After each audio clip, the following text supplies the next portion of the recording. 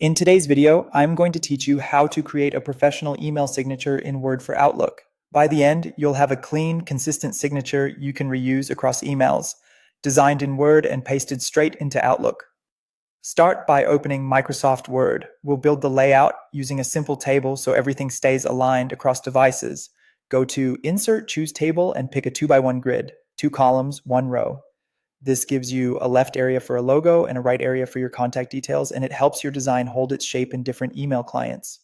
Insert your logo next. Go to Insert, then Pictures, and choose your image. Once it's on the page, resize it so it doesn't overpower the text.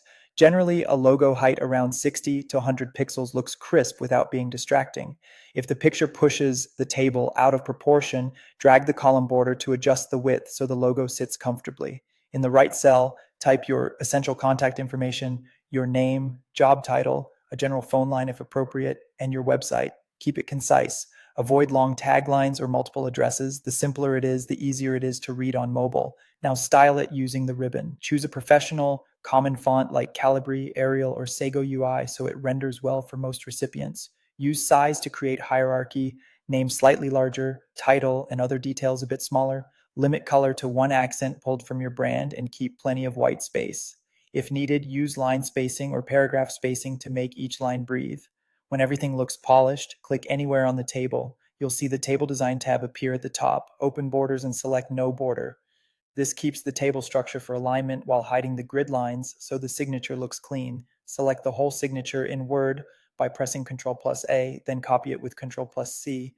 Open Outlook, head to your signature settings on the desktop app, that's File, Options, Mail, then Signatures. On the web, go to Settings and look for Compose and Reply. Create a new signature, click into the signature editor and paste with Ctrl+V.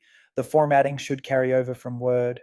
Give it a moment to render, then scan for spacing, line breaks, and image size. If it looks good, click Save.